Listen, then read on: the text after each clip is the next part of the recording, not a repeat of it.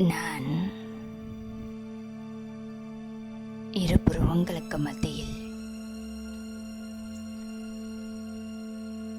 எனது ஆதி மற்றும் அனாதி சமஸ்காரத்தின் நினைவில் அமர்ந்திருக்கின்றேன்.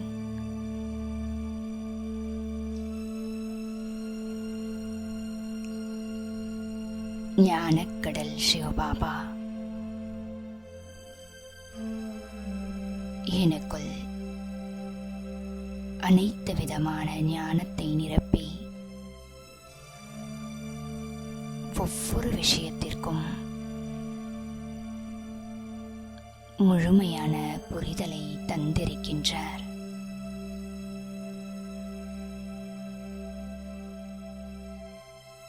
பாபாவுடன் எனக்கு நேரடி தொடர்பு இருக்கின்றது.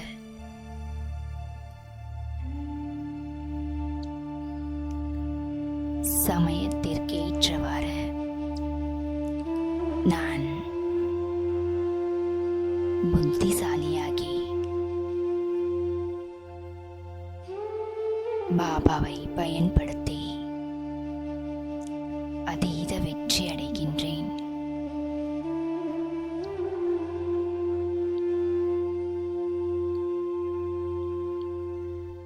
புத்தி ஒவ்வொரு நேரமும் பாபாவுடனேயே இருக்கின்றது.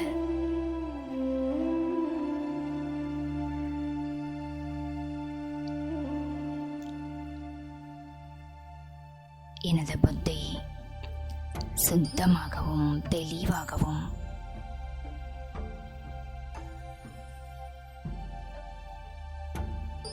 பாபாவுடன் தொடர்ந்து இணைந்திருப்பதால்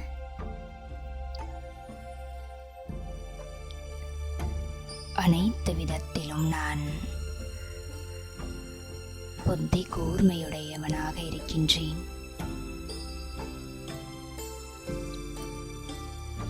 என்னை சுற்றி பல மைல் தூரம் நடக்கக்கூடிய அனைத்து விஷயங்களையும் ஒரு நொடியில் கண்டறியக்கூடியவன் நான்.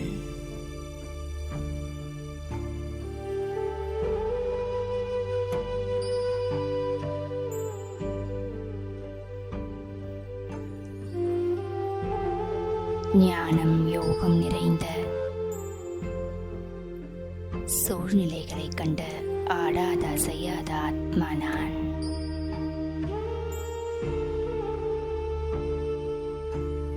ஓம் சாந்தி. ஓம் சாந்தி. 6/10/2024 அவ்யக்த பாப்தாதா. Revise date 24/2/2002. தந்தையை வெளிப்படுத்துவதற்காக தன்னுடைய மற்றும் பிறருடைய உள்ளுணர்வை நேர்மறையானதாக ஆக்குங்கள். இன்று உலகிற்கு நன்மை செய்பவரான பாப்தாதா தனது நாலாபுரத்திலும் உள்ள குழந்தைகளை பார்த்து மகிழ்ச்சி அடைந்து கொண்டிருக்கின்றார்.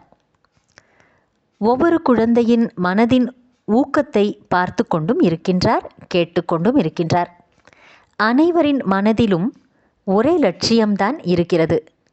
நாம் வெகு சீக்கிரமாக பாபாவுக்கு சமமாக ஆக வேண்டும் என்பதே அது. இந்த லட்சியத்தை பார்த்து, தைரியத்தை பார்த்து, குழந்தைகளின் சிரேஷ்டமான சங்கல்பத்தை பார்த்து பாப்தாதா குஷியடைகின்றார். அத்துடன் கூடவே இதையும் பார்த்து கொண்டிருக்கிறார். அதாவது லட்சியம் அனைவருக்கும் உயர்ந்ததிலும் உயர்ந்ததாக உள்ளது. ஆனால் வெளிப்படையான ரூபத்தில் அதனுடைய லட்சணங்கள் நம்பர் வாரியாக உள்ளது. லட்சியம் மற்றும் லட்சணம் சமமாக இருக்க வேண்டும். அதாவது தந்தைக்கு சமமாக ஆக வேண்டும். சேவையின் மேடையில் நிமித்தமாக இருக்கும் குழந்தைகள் சதா ஒரே சங்கல்பத்திலே இருக்கிறார்கள். அதாவது பாபாவை எப்படி வெளிப்படுத்துவது, பாபாவை எப்படி பிரத்யக்ஷம் செய்வது, அது எப்போது நடைபெறும், அந்த மாதிரியான சங்கல்பம் இருக்கிறதல்லவா. பிறகு பாபா குழந்தைகளிடம் கேட்கின்றார், குழந்தைகள், நீங்கள் அனைவரும் சம்பன்னமான சம்பூர்ணமான சொரூபத்தில் எப்பொழுது பிரத்யட்சம் ஆவீர்கள்? குழந்தைகளுக்கு பாபாவின் கேள்வி என்னவென்றால், அதற்கான தேதியையும் தீர்மானித்து விட்டீர்களா அல்லது அந்த தேதியை தீர்மானிக்க வேண்டாமா? அதாவது எப்போது குழந்தைகள் வெளிப்படுவீர்கள், அதற்கான தேதியை குறித்து விட்டீர்களா அல்லது தேதியை குறிக்க வேண்டாமா என்று பாபா கேட்கிறார். இரட்டை வெளிநாட்டினர் சொல்லுகிறார்கள், எந்த ஒரு நிகழ்ச்சிக்கும் தேதியை 1 வருடத்துக்கு முன்பாகவே தீர்மானித்து விடுகிறோம். ஆகவே பாபா கேட்கிறார், தன்னை வெளிப்படுத்துவதற்கான தேதியை தீர்மானித்து விட்டீர்களா? நிறையவே மீட்டிங்குகளை செய்து விட்டீர்கள் அல்லவா? செய்து கொண்டே இருக்கிறீர்கள். இன்று இன்ன மீட்டிங் உள்ளது, நாளை இன்னது பற்றிய மீட்டிங் உள்ளது என்று கூறுகிறீர்கள். இப்போது கூட எவ்வளவு பேர் மீட்டிங்குக்கு வந்திருக்கிறார்கள்? 3 விதமான மீட்டிங்குக்கு இன்றும் வந்து அமர்ந்துள்ளனர். இதுவோ மிக நன்றாக இருக்கிறது. ஆனால் இந்த மீட்டிங்கின் தேதி என்ன? அதாவது தந்தையை வெளிப்படுத்துவதற்காக தன்னைத்தான் பிரத்யட்சம் செய்ய வேண்டும். இதற்கான தேதி என்ன? என்ன யோசிக்கிறீர்களோ அதுவே வார்த்தையில் வர வேண்டும். அதுவே பிறகு செயலாக ஆக வேண்டும். சங்கல்பம், பேச்சு, கர்மம் 3ம் சிரேஷ்டமான லட்சியத்தின்படி இருக்க வேண்டும். பாப்தாதா பார்க்கின்றார், இந்த அனைத்து உலக நன்மைக்காக நிமித்தமாக உள்ள குழந்தைகள் அனைத்து ஆத்மாக்களின் கல்யாணக்காரி பிரத்யட்சமான ரூபத்தில் இவர்கள் ஸ்டேஜ் மீது எப்போது வருவார்கள்? அதாவது உலகத்தின் மேடையில் எப்போது தோன்றுவார்கள்? ஒவ்வொருவரும் மறைமுகமான முயற்சியிலே ஈடுபட்டிருக்கிறார்கள். இதையும் பாப்தாதா பார்க்கின்றார். ஆனால் இந்த விசேஷமான சங்கல்பத்தின் ஈடுபாட்டில் எப்போது மூழ்குவீர்கள்? ஒவ்வொருவரும் மறைமுகமான முயற்சியில் ஈடுபாட்டில் இருக்கிறார்கள். இதையும் பாப்தாதா பார்க்கின்றார். ஆனால் இந்த விசேஷமான சங்கல்பம், அதாவது தந்தையை வெளிப்படுத்தி தன்னையும் வெளிப்படுத்த வேண்டும் என்ற ஈடுபாட்டிலே எப்பொழுது மூழ்குவீர்கள்? ஈடுபாடோ இருக்கிறது. ஆனால் நிரந்தரமாக இந்த சங்கல்பத்தை நிறைவு செய்வதில் மூழ்கி இருக்க வேண்டும். அதாவது நிரந்தரமாக இதே சங்கல்பத்தை முழுமை செய்வதற்கான நடைமுறையான சொரூபத்தில் இருக்க வேண்டும். இப்போது சங்கல்பம் மற்றும் வெளிப்படையான செயலில் வேறுபாடு இருக்கிறது. நடக்கத்தான் வேண்டும். மேலும் இதை செய்ய வேண்டியதும் குழந்தைகள்தான். பாபாவோ முதுகெலும்பாக இருக்கவே செய்கின்றார். ஆக பாப்தாதா பார்த்து கொண்டிருந்தார். அனைத்திலும் தீவிரமான வேகத்தின் சேவை என்ன என்றால், உள்ளுணர்வின் மூலம் அதிர்வலைகளை பரப்புவதாகும். விருத்தி என்ற உள்ளுணர்வு மூலம் வைப்ரேஷன் அதிர்வலைகளை பரப்புவது. உள்ளுணர்வு அல்லது ஆழமான உணர்வு என்பது மிகவும் தீவிரமான ராக்கெட்டை விடவும் வேகமானது. உள்ளுணர்வு மூலம் வாயு மண்டலத்தை நீங்கள் மாற்றிவிட முடியும். எங்கே விரும்புகிறீர்களோ, எத்தனை ஆத்மாக்களுக்காக விரும்புகிறீர்களோ, உள்ளுணர்வின் மூலம் இங்கே அமர்ந்தபடியே சென்று சேர்ந்துவிட முடியும். உள்ளுணர்வின் மூலம் திருஷ்டி மற்றும் சிருஷ்டியை உங்களால் மாற்ற முடியும். ஆனால் ஒரு விஷயம் உள்ளுணர்வு மூலம் சேவை செய்வதில் தடையை ஏற்படுத்துகிறது. உள்ளுணர்வின் மூலம் அதிர்வலைகள் அல்லது வைப்ரேஷன்கள் பரவுகின்றன. உங்களுடைய சிலைகள் இப்போது வரைக்கும் கடைசி பிறவி வரையிலும் கூட அதிர்வலைகளின் மூலம் சேவை செய்து கொண்டிருக்கின்றன அல்லவா? பார்த்திருக்கிறீர்கள் தானே? கோவிலில் பார்த்திருக்கிறீர்கள் இல்லையா? இரட்டை வெளிநாட்டினர் கோயிலை பார்த்திருக்கிறீர்களா? இரட்டை வெளிநாட்டினர் கோயிலை பார்த்திருக்கிறீர்களா? பார்த்திருக்கவில்லை என்றால் பார்த்து விடுங்கள். உங்கள் கோவில்தான் அல்லவா? குமாரிகள் உங்களுடைய கோவில்களா அல்லது இந்தியாவில் உள்ளவர்களுடைய கோயில்களா? அனைவருடைய கோயில்களும் இருக்கின்றன. நல்லது, வாழ்த்துக்கள். கோயில்களின் மூர்த்திகள் வெளிப்படையான ரூபத்தில் வைப்ரேஷன்கள் மூலம் சேவை செய்து கொண்டிருக்கின்றன. அதாவது ஆத்மாக்களான நீங்கள் கோவிலின் சைத்தன்யமான மூர்த்திகள், உயிருள்ள மூர்த்திகளாக ஆகி சேவை செய்து கொண்டிருக்கிறீர்கள். எவ்வளவு பக்தர்கள் அதிர்வலைகள் மூலம் தங்களின் அனைத்து ஆசைகளையும் பூர்த்தி செய்து கொண்டிருக்கிறார்கள். எனவே ஹே சைத்தன்யமான மூர்த்திகளே, உயிருள்ள மூர்த்திகளே, இப்பொழுது தங்கள் சுப பாவனையின் உள்ளுணர்வு, சுபமான ஆசைகளின் உள்ளுணர்வின் மூலம் வாயுமண்டலத்தில் அதிர்வலைகளை பரவச் செய்யுங்கள். ஆனால் என்று சொல்வது நன்றாக இல்லை, ஆனால் என்று சொல்ல வேண்டியுள்ளது. ஆனால் உள்ளதா அல்லது முடிந்து போனதா? இதற்காக அனைத்திலும் சகஜமான வழிமுறை என்னவென்றால், இப்போது தங்களுக்குள் நீங்கள் சோதித்து பாருங்கள். ஒரு வினாடியில் சோதித்து பார்க்க முடியும். அவ்வப்போது சோதனை செய்யுங்கள். ஒரு வினாடி கொடுக்கட்டுமா என்ன? அல்லது இதை சொல்லுவதற்கே ஒரு வினாடி கிடைத்து விட்டதா? இப்போது தங்களுக்குள் சோதித்து பாருங்கள்.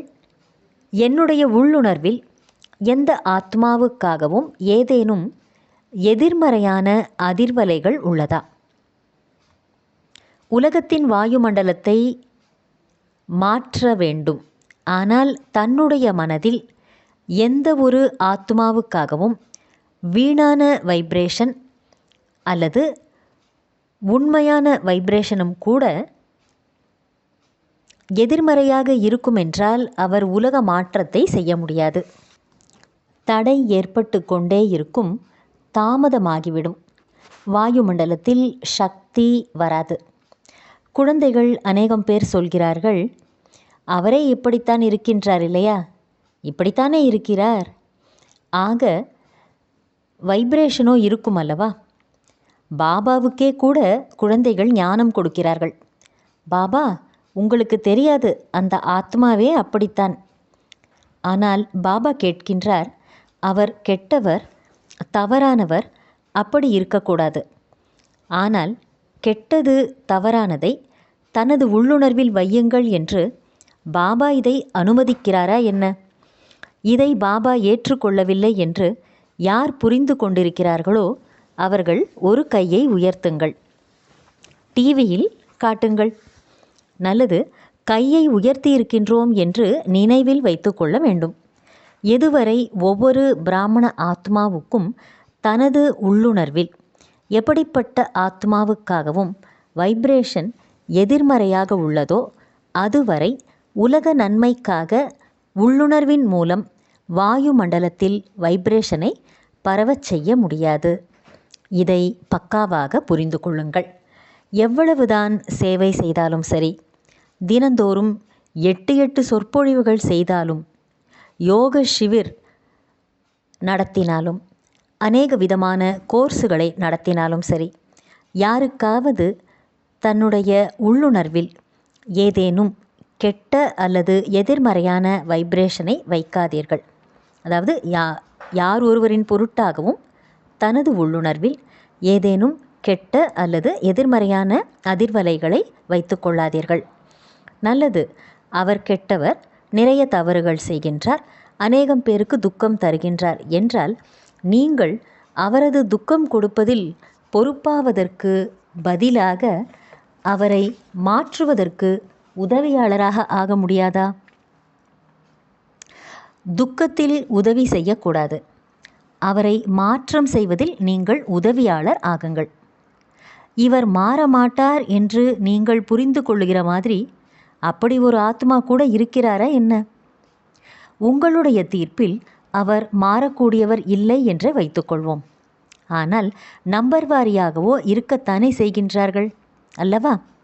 ஆக இவர் மாறவே மாட்டார் என்று நீங்கள் ஏன் யோசிக்கிறீர்கள்? நீங்கள் ஏன் தீர்ப்பு சொல்கிறீர்கள்? அதற்கு பாபாதான் நீதிபதி அல்லவா? நீங்கள் அனைவரும் ஒருவர் மற்றவருக்கு நீதிபதி ஆகிவிட்டீர்களா என்ன? பாபாவும் கூட பார்த்து கொண்டுதான் இருக்கின்றார். இவர் இப்படி, இவர் இப்படி, இவர் இப்படி. பிரம்மா பாபாவை நேரடியாக பார்த்திருக்கிறீர்கள். எவ்வளவுதான் அடிக்கடி தவறு செய்யக்கூடிய ஆத்மாவாக இருந்தாலும் பாப்தாதா குழந்தைகள் அனைவருக்குமே அன்பு நினைவுகளை கொடுத்தார். குழந்தைகள் அனைவருக்குமே இனிமையிலும் இனிமையான குழந்தை என்று சொன்னார். 2-4 பேர் கசப்பானவர்கள், மற்றவர்கள் இனிமையானவர்கள் என்று அந்த மாதிரியா சொன்னார்? பிறகும் அப்படிப்பட்ட ஆத்மாக்களுக்காகவும் சதா இரக்க மனம் உள்ளவராக ஆனார். மன்னிக்கும் கடலாகவும் ஆனார். ஆனால் நல்லது, நீங்கள் உங்களுடைய உள்ளுணர்வில் யாரை பற்றியாவது எதிர்மறையான உணர்வுகளை வைத்திருந்தீர்கள் என்றால் இதனால் உங்களுக்கு என்ன லாபம்? உங்களுக்கு இதில் லாபம் இருக்கும் என்றால் பிறகு அப்படியே வைத்துக்கொள்ளுங்கள். அதில் லாபம் இல்லைதான், பிரச்சனையாக இருக்கிறது என்றால் அந்த விஷயம் எதிரில் வரும். பாப்தாதா பார்க்கின்றார், அந்த சமயம் அவருக்கு கண்ணாடியை காட்ட வேண்டும். ஆக எந்த விஷயத்தில் தனக்கு நன்மை எதுவும் இல்லையோ, ஞானம் நிறைந்தவராக ஆவது வேறு விஷயம். இது சரி இது தவறு என்ற ஞானமோ உள்ளது. ஞானம் நிறைந்தவர் ஆவது தவறில்லை. ஆனால் உள்ளுணர்வில் தாரணை செய்வது தவறு. உள்ளுணர்வில் மற்றவர்களுடைய தேவையற்ற விஷயங்களை கிரகித்து கொள்வது தவறு. ஏனென்றால் தனக்குள்ளே மூட் ஆஃப் ஆவது, வீணான சங்கல்பம், நினைவினுடைய சக்தியில் குறைவு ஏற்படுவது, நஷ்டம் ஏற்பட்டு விடுகிறது. இயற்கையையே தூய்மைப்படுத்துகிறவர்கள் நீங்கள் எனும்போது இவர்களோ மனித ஆத்மாக்கள். உள்ளுணர்வு, வைப்ரேஷன், வாயுமண்டலம் என்ற 3க்கும் இடையில் சம்பந்தம் உள்ளது. உள்ளுணர்வு மூலம் வைப்ரேஷன், அதாவது அதிர்வலைகள் உருவாகின்றன. அதிர்வலைகள் மூலம் வாயுமண்டலம் உருவாகும். ஆனால் முக்கியமானது உள்ளுணர்வு. வெகு சீக்கிரம் பாபாவை பிரத்யட்சம் செய்ய வேண்டும் என்று நீங்கள் புரிந்திருக்கிறீர்கள் என்றால் தீவிர முயற்சியாக அனைவரும் தங்கள் உள்ளுணர்வை தங்களுக்காகவும் மற்றவர்களுக்காகவும் நேர்மறையானதாக தாரணை செய்யுங்கள். ஞானம் நிறைந்தவராக தாராளமாக இருங்கள். ஆனால் தனது மனதில் எதிர்மறையானதை தாரணை செய்யாதீர்கள். எதிர்மறை, நெகட்டிவ் என்பதன் அர்த்தம் என்னவென்றால் குப்பை. அவ்வப்போது உள்ளுணர்வை சக்திசாலியாக ஆக்குங்கள். வைப்ரேஷனை சக்திசாலியாக ஆக்குங்கள். வாயுமண்டலத்தை சக்திசாலி ஆக்குங்கள். ஏனென்றால் அனைவரும் அனுபவம் செய்திருக்கிறீர்கள். வாய்மொழி மூலம் மாற்றம் மற்றும் சொல்லிக் கொடுப்பதன் மூலம் மாற்றம் என்பது மிகவும் மெதுவாகவே ஏற்படுகிறது. மாற்றம் ஏற்படும், ஆனால் மிகவும் மெதுவான வேகத்தில்தான் அது இருக்கும். நீங்கள் அதிவேகமான மாற்றத்தை விரும்புகிறீர்கள் என்றால் நாலேஜ்ஃபுல், அதாவது ஞானம் நிறைந்தவர் ஆகி, மன்னிக்கும் சொரூபமாக ஆகி, இரக்க மனம் உள்ளவராகி, சுபமான பாவனை மற்றும் சுபமான விருப்பத்தின் மூலம் வாயுமண்டலத்தை மாற்றுங்கள். பாருங்கள், நீங்கள் அனைவரும் வெளிப்படையாக பார்த்திருக்கிறீர்கள்.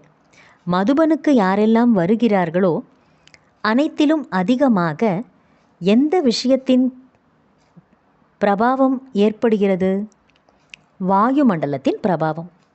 இங்கேயும் அனைவரும் நம்பர் வாரியாக இருந்தாலும் கூட இது பிரம்மா பாபாவின் கர்ம பூமி, பாப்தாதாவின் வரதான பூமி. அது வாயுமண்டலத்தை மாற்றிவிடுகிறது. இந்த அனுபவம் உள்ளதல்லவா? ஆக வைப்ரேஷன், அதாவது அதிர்வலைகள் மூலம் உருவாக்குவதுதான் தீவிரமான வேகமான மனதின் முத்திரை ஆகும். வாயுமண்டலம் மனதில் முத்திரையாகி விடுகிறது. கேள்விப்பட்ட விஷயமோ மறந்து போகலாம். ஆனால் வாயுமண்டலத்தினால் மனதில் பதிந்த முத்திரை மறக்காது. அப்படித்தானே? ஆக பாப்தாதா கேட்டுக்கொண்டே இருக்கின்றார். பிரத்யட்ச தன்மை, தந்தையை வெளிப்படுத்துவது என்பது எப்போது ஏற்படும்? நல்லது, சொல்லுங்கள். பாண்டவர்கள் இப்போது என்ன செய்வீர்கள்? வாயுமண்டலத்தை சக்திசாலியாக ஆக்க வேண்டும். அது சேவா கேந்திரமாக இருந்தாலும் சரி, வேறு எந்த இடமாக இருந்தாலும் சரி, இல்லறத்தில் இருந்தாலும் வாயுமண்டலம் சக்திசாலியாக இருக்க வேண்டும்.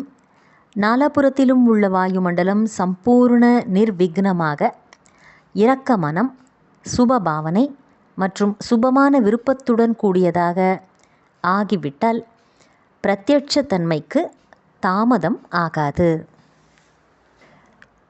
இப்போது பாப்தாதா என்ன தேதி கொடுத்திருக்கிறாரோ அது பாப்தாதாவுக்கு நினைவுள்ளது.